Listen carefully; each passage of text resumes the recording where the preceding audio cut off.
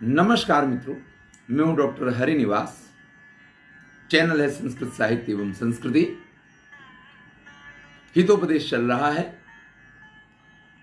वो शुक राजहंस के पास से बहुत अच्छा तो नहीं, एक कड़वा अनुभव लेकर के, क्योंकि राजहंस ने कहा है कि इसकी गर्दन को काट दो, अपने राजा के पास पहुंचता है और जो चित्रवर्ण मयूर उसका राजा है उससे कहता है कि महाराज, 100 बात की एक बात, युद्ध तो होना चाहिए, युद्ध की तैयारियां करवाइए। और जब आया हुआ राजदूत ये बात कहता है, इसके साथ में उसने ये भी कहा कि वो जगह स्वर्ग जैसी और वहां का राजा स्वर्गाधिपति इंद्र जैसा है।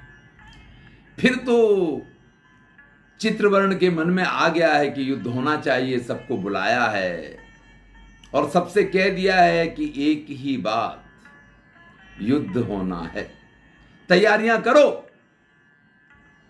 क्योंकि शास्त्र ये कहते हैं, असंतुष्टा द्विजा नष्टा संतुष्टाश्च महीभुजः सलज्जा गणिका नष्टा निर्लज्जाश्च कुलस्त्रियः। जो संतुष्ट नहीं रहता है वो ब्राह्मण नष्ट हो जाता है, और जो संतुष्ट रहता है वो राजा नष्ट हो जाता है। देखिए, शास्त्र जो है ना, वो प्रजा के लिए अलग है और राजा के लिए अलग है। दोनों का जो अंतर है, प्रजा कभी ये नहीं सोच सकती है कि राजा ऐसा करता तो मुझे भी ऐसा करना पड़ेगा। असंतुष्ट हो तो ब्राह्मण नष्ट हो जाता है। उसको अगर ये संतोष ही नहीं हो रहा है कि उसने जो कुछ किया है उसके लिए जो उसको दक्षिणा मिल रही है वो दक्षिणा पर्याप्त है, और चाहिए, तो उसका सारा मान पान सम्मान लोगों के बीच से खत्म हो जाएगा। सब मान लेंगे ये तो पैसे के लिए ही सब कुछ करता है। लेकिन राजा अगर संतुष्ट होगा तो सब कुछ नष्ट हो जाएगा। राजा को एक के बाद एक तरक्की की जितनी भी संभावनाएं हैं सब छोटी लगनी चाहिए। अगर उसके पास जितना राज्य है उससे बड़ा राज्य चाहिए। आजकल तो हमारे भारतवर्ष की इस प्रकार की विस्तारवादी नीति तो नहीं है। चलिए, आप विस्तारवाद नहीं कर सकते हैं, लेकिन अपने यहां लोगों को स्किल्ड बनाइए, अपने यहां लोगों को सब कुछ सिखाइए। बहुत आबादी है आपके यहां, भेजिए दूसरे देशों में जाएं, लेकिन वो भारतीय बन के जाएं। अगर भारतीय बन के वहां पहुंच गए तो एक नहीं अनेक देशों में भारतीयता का स्थापन हो सकता है। जरूरी नहीं है कि लड़के ही किसी राज्य पे कब्जा किया जाए। यह संभावना पूरी रहती है कि आप जिस देश में हैं आप उस देश के होकर के रहें, लेकिन आप जिस देश के हैं आप उस देश के भी बने रहें। दोनों चीजें संभव है। और जब यह होता है तो दो देशों के बीच में जो साधर्म स्थापित होता है, जो एकत्व स्थापित होता है, जो वहां की संस्कृति में परिवर्तन आया करते हैं, वो किसी विजय से कम नहीं हुआ करते हैं। इसीलिए आवश्यक है कि हमारा भारत विश्व गुरु बने और विश्व के सभी देशों में हमारे जो श्रेष्ठ स्किल्ड हैं, विद्वान हैं, धर्मज्ञ हैं, उनकी बोलबाला। आज आप देखिए, बहुत सारे ऐसे देश हैं जहां बहुत बड़े बड़े मंदिर बन रहे हैं, और उन मंदिरों के माध्यम से आपकी संस्कृति वहां तक पहुंच रही है। इसके लिए राजा को प्रयत्नशील रहना चाहिए। देखिए, संतुष्ट शब्द का तात्पर्य सिर्फ ये नहीं है कि जो राजा अपने राज्य के विस्तार के लिए चीन वाली राजनीति का प्रयोग करे, नहीं, आवश्यक नहीं है। लेकिन एक देश से आपके अच्छे संबंध हैं तो इसका मतलब यह नहीं कि रसिया से अच्छे संबंध हैं तो अब अमेरिका से अच्छे संबंध नहीं हो सकते हैं। अमेरिका से अच्छे संबंध हैं तो अब इजराइल से नहीं हो सकते, इजराइल से हैं तो फिलिस्तीन से नहीं हो सकते हैं। अरे यही तो वैशिष्ट्य है भारतीय संस्कृति का कि यहां जो आता है वो समा जाता है। जब ये राजनीति आप करते हैं ना, तो आपकी राजनीति श्रेष्ठ होती है और आप संतुष्ट हो गए, ठीक है हमारे पास एक अच्छा सा मित्र है और वो हमारी सारी जरूरतें पूरी कर सकता है, किसी और को मित्र बनाने की क्या जरूरत है, किसी और राष्ट्र के साथ मित्रता की क्या जरूरत है। वहां आप मात खा जाते हैं। सलज्जा गणिका नष्टा, ऐसी गणिका नष्ट हो जाती है जो बहुत शर्माती है। अरे भाई वेश्या है, उसको तो खुद को सजा संवार के लोगों के सम्मुख रखना पड़ेगा, सामने से भी लोगों को बुलाना पड़ेगा कि आ जाओ। अगर वो शर्मा गई तो फिर तो गया, काम खत्म हो गया। लेकिन कुल स्त्री अगर निर्लज्ज होगी तो खत्म हो। दोनों स्त्रियां हैं, एक गणिका है और एक कुल स्त्री है। कुल स्त्री अगर निर्लज्ज हो जाए तो फिर गणिका में उसमें अंतर ही क्या रह जाएगा। इसलिए यहां चित्रवर्ण जो राजा है उसका यह कहना है कि राजा को कभी संतुष्ट नहीं होना चाहिए, उसको अपने राज्य की अभिवृद्धि करते रहना चाहिए। तब दूरदर्शी नाम का जो गीध उसका मंत्री है, देखिए वहां चक्रवाक मंत्री था, उसका नाम सर्वज्ञ था, यहां दूरदर्शी मंत्री है। वो दूरदर्शी नाम का गीत कहता है, देव व्यसनितया विग्रहो न विधि। देखिए महाराज, हमारे मन में आ गया है कि हमें युद्ध करना है, इसलिए युद्ध नहीं करना चाहिए। मंत्रियों की तो ये जवाबदारी होती है। वहां चक्रवाक ने भी ये काम किया है और यहां गीत भी ये काम कर रहा है। वो कहता है कि महाराज व्यसन की तरह से, कि हमारे मन में आ गया है कि मुझे युद्ध करना है, इस प्रकार से युद्ध नहीं किया जा सकता है। मित्र अमात्य सुहृद वर्गा यदासुर दृढ़ भक्त यह शत्रुणाम विपरीतास्य कर्तव्यो विग्रहस्तदा। जब आपके मित्र, आपके मंत्री, आपके सुहृद वर्ग जो हैं, आपके साथी संबंधी, ये सब दृढ़ भक्ति वाले हों, यानी इनको संपूर्ण रूप से आप में विश्वास हो कि आप जो करेंगे वो सही करेंगे, आप जो करेंगे वो गलत नहीं हो सकता है, तभी आप लड़ाई का सोच सकते हैं। और फिर भी योग्य मुहूर्त आ गया ये मानना नहीं चाहिए। शत्रुओं के साथी, मित्र वर्ग और संबंधी जो हैं, जब उससे विपरीत हो जाएं, यानी आपके सभी लोग आपके अनुकूल हों और आपके दुश्मन के सभी लोग उसके प्रतिकूल हों, वो विग्रह का समय होता है, वो युद्ध का समय होता है। कर लीजिए विचारा। 5 साल पहले एक बात कही गई थी 19 के इलेक्शन में, ये कहा था, अभी तो 5 साल पूरे नहीं हुए, 5 साल दे दो, पाकिस्तान के हाथ में कटोरा पकड़ा नहीं। बिल्कुल वो स्थिति आ गई। आज वो लोग आपस में लड़े मरे जा रहे हैं। ऐसे में ये स्थिति बिल्कुल उपस्थित हो सकती है कि कश्मीर जो पीओके है वो भारत का भाग हो जाए। राजनीति की चाल जो कहती है वो यही कहती है कि पीओके कश्मीर का वो भाग हमेशा भारत का हिस्सा था और भारत का हिस्सा अगर उसको बनाया जाए तो इसमें कुछ गलत तो नहीं है। चलिए, यहां पे मंत्री राजा को समझा रहा है कि हे महाराज, ऐसे ही युद्ध नहीं कर सकते हैं। युद्ध करने के लिए ये सारी संभावनाएं हमें देखनी चाहिए कि हमारे सब लोग हमारे साथ हों और दुश्मन पक्ष के लोग उसके साथ में ना हों। देखिए, युद्ध का एक ही कारण होता है, भूमि ही मित्रम हिरण्यम च विग्रहस्य फलम त्रयम्। भाई, आप किसी के ऊपर आक्रमण करते हैं, या तो आप उस राज्य को प्राप्त करना चाहते हैं इसलिए आक्रमण करते हैं, या आपके किसी मित्र के ऊपर उसने आक्रमण किया है और मित्रता निभाने के लिए आपको आक्रमण करना पड़ता है,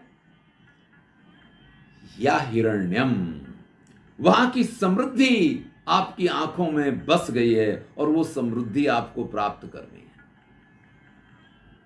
यही कारण है, या तो राज्य की प्राप्ति, या मित्र की सहायता, या वहां की समृद्धि का लाभ प्राप्त करना। विग्रह के ये 3 ही फल माने गए। युद्ध और किस लिए किया जाएगा? तदैतन निश्चितम भावी कर्तव्यो विग्रहस्तदा। जब आपको पूरी तरह से यह विश्वास हो जाए कि इनमें हमें सिद्धि प्राप्त होगी, या तो हमारे किसी मित्र का बहुत बड़ा भला होगा और भविष्य में वो मित्र हमारे लिए बहुत लाभदायी होगा, कीजिए आप युद्ध। आपको यह विश्वास हो कि इस राज्य की प्राप्ति हमको हो जाएगी, कर लीजिए युद्ध, कोई बुराई नहीं है। या फिर आपको यह लगे कि भाई वहां तो बड़ी संपत्ति है और अगर ये भूमि भाग हमें मिल जाए तब तो हमें बहुत लाभ हो सकता है, तो भी ये युद्ध किया जा सकता है। लेकिन इनमें से कुछ निश्चित नहीं हो, हमें बस युद्ध करना है इसलिए करना है, ऐसा नहीं होना चाहिए। राजा मदबलम तावद अवलोकेतु मंत्री। अरे मंत्री क्या बात कर रहे हो, अरे हमारी सेना को तो देखो। तद एसाम उपयोगो ज्ञायताम। अब जब सेना बिल्कुल लड़ने मरने मारने के लिए तैयार है तो इनका उपयोग करो। एवं आहूयताम मुहूर्तिका। जल्दी से मुहूर्त देखने वाले ज्योतिषी को बुलाओ जो मुहूर्त देख करके बताए कि कब हम आक्रमण करते हैं। निर्णय चा शुभ लग्नम ददातु। वो निर्णय करके योग्य समय बताए। तो मंत्री कहता है तथा ही सहसा यात्रा कर्णम अनुचितम। महाराज इस प्रकार से ज्योतिषी को बुला करके और एकदम युद्ध के लिए यात्रा प्रारंभ कर दें, ये किसी भी प्रकार से योग्य नहीं है। विसंति सहसा मूढ़ा ये अविचार्य द्विषद बलम। खड्गधारा परिस्वंगम लभंते ते सुनिश्चितम।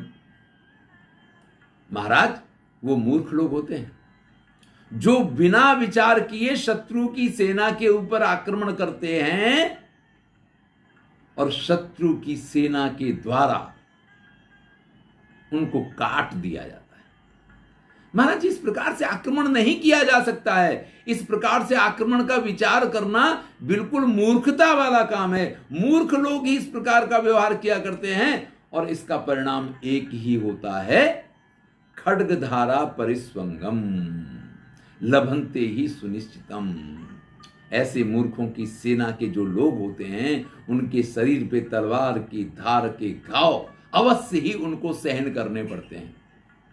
राजा, अब राजा तो अपने मूड में कहता है मंत्रिन ममोत्साह भंगा सर्वथा मा कृथा। मेरे उत्साह को भंग बिल्कुल मत करो। राजा अपने मूड में, मंत्री श्री हमारे उत्साह को भंग मत करो। विजिगीसुर यथा पर भूमि आक्रामति तथा कथय। जो जीतने की इच्छा रखते हैं वो दूसरों की भूमि पे किस प्रकार से विजय प्राप्त कर सकते हैं वो स्टोरी बताइए, वो तरीका बताइए, वो मंत्रणा कीजिए हमारे साथ। युद्ध नहीं करना है, युद्ध करने जाएंगे बड़ी हानि हो जाएगी, ऐसा हो जाएगा, ये सब मुझे नहीं सुनना है। मैं आपके पास से मंत्रणा के रूप में वो सुनना चाहता हूं जिसके आधार पे ये तय हो रहा हो कि आक्रमण करके विजय कैसे प्राप्त की जा सकती है। गृध्रो ब्रूते। अब गृध्र कहता है तत्कथयामि, तो सुनिए, किंतु तद अनुष्ठित में वो फलप्रदम। लेकिन उसके ऊपर अमल ही फल देने वाला है। बहुत सारी चीजें हमें जीवन में इस प्रकार से मिलती हैं जो बड़ी अच्छी लगती हैं, हम बार बार उनको सुनते भी हैं लेकिन अमल नहीं करते हैं। आज ही सुबह मैं पढ़ा रहा था तो मैंने विद्यार्थियों से कहा कि भाई व्यक्ति जो है ना वो ज्ञान की बातें जानता तो सब है लेकिन अमल कुछ नहीं करना चाहता। अमल करने में उसको ऐसा लगता है कि ये तो ज्ञान की बातें ज्ञान के लिए हैं, अमल करने के लिए नहीं है। डॉक्टर ने कहा कि पानी पूरी नहीं खानी है। पानी पूरी वाले के पास पहुंच गए और याद आ गया कि डॉक्टर ने मना किया है, लेकिन फिर भी पानी पूरी खाना शुरू किया और 10 पानी पूरी खाने के बाद उससे कहा कि अब बस करो, डॉक्टर ने मना किया है, ज्यादा नहीं खा सकते। इस तरीके का हमारा ज्ञान होता है कि हमें सब कुछ पता है। जानामि धर्मम नच में प्रवृत्ति ही। दुर्योधन ने यह कहा था कि मैं धर्म को जानता हूं लेकिन उसमें मेरी प्रवृत्ति नहीं है। जानामि अधर्मम न च मे निवृत्ति, मैं अधर्म को भी जानता हूं लेकिन उसको मैं छोड़ नहीं सकता हूं। भैया दुर्योधन तो एक ऐसा था, आजकल तो हर व्यक्ति के हृदय में यह दुर्योधन विद्यमान है। किम मंत्रेण अनुष्ठाना शास्त्रवित् पृथ्वीपते, नहीं औषध परिज्ञानाद व्याधे शांति क्वचित भवेत। देखिए, जो बात मैंने अभी आपसे कही उसी बात को कहते हैं।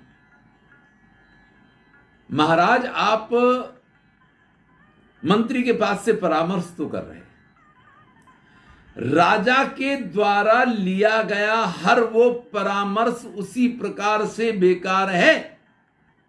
आप किसी वैद्य के, किसी डॉक्टर के पास जाएं और वो डॉक्टर आपको लिख के दे, अच्छा आपको ये बीमारी है, चलिए एक उसने पर्चा बनाया, पर्चे पे लिख के दिया, ये चीजें दवाइयां आपको ले लेनी है, आयुर्वेद वाले हैं तो इन चीजों का आपको परहेज करना है और इन चीजों का मिला करके काढ़ा बना के पीना है।